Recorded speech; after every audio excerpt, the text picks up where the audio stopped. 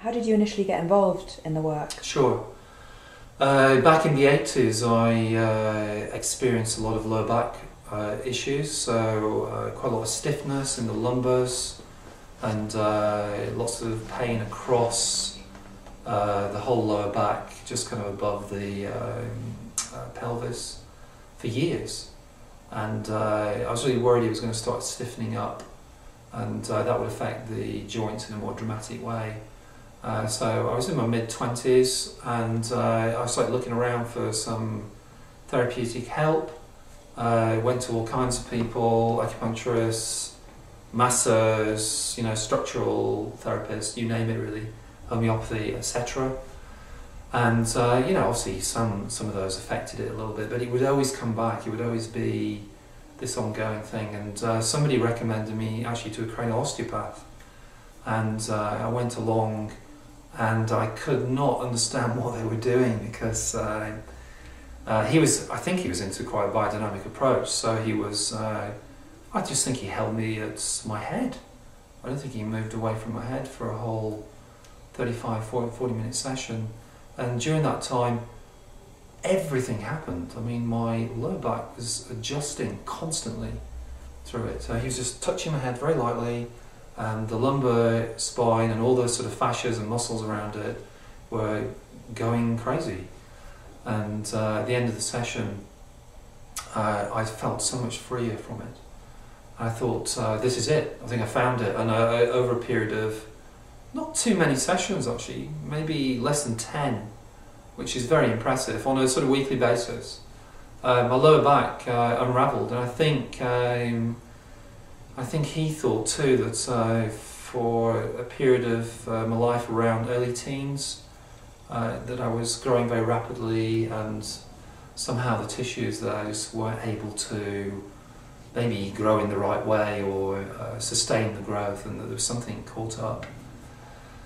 Some strain patterns were left over from then, so that's what resolved.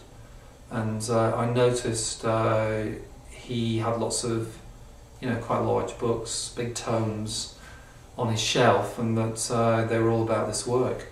So I started chatting to him about the science behind it.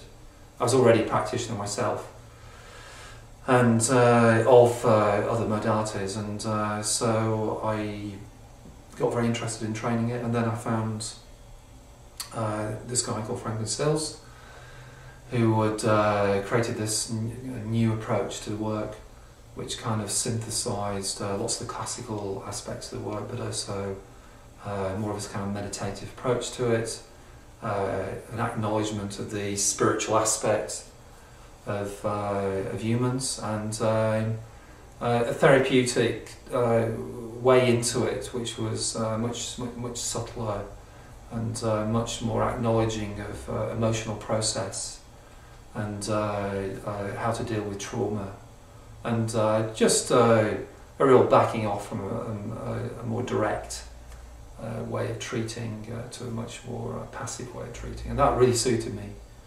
And that was, in the early 90s, I went through the training, and that just changed my whole life, but my whole interest in the therapeutics, and that's what I've been practicing ever since, and teaching.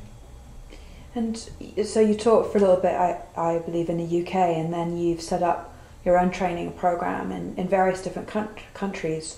And what motivated you to do that on a slightly larger scale, and the type of program this is as well? Sure. I started teaching in the mid-90s in the UK, in London, with the Craniosacral Therapy Educational Trust. I was teaching with Franklin Sills, Michael Kern, and others.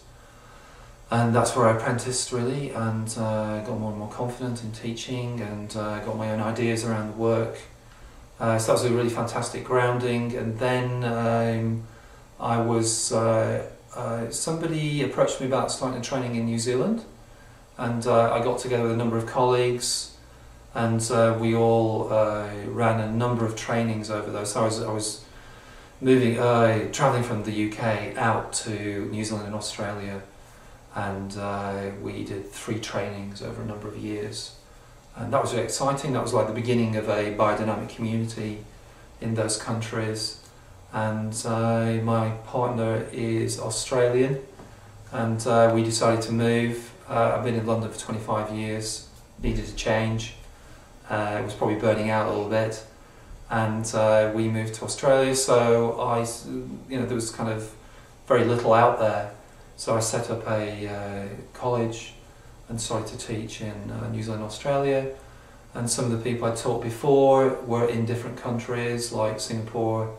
and Kuala Lumpur, and also in North America, and so lots of opportunities came about through people I trained previously to run trainings in different locations.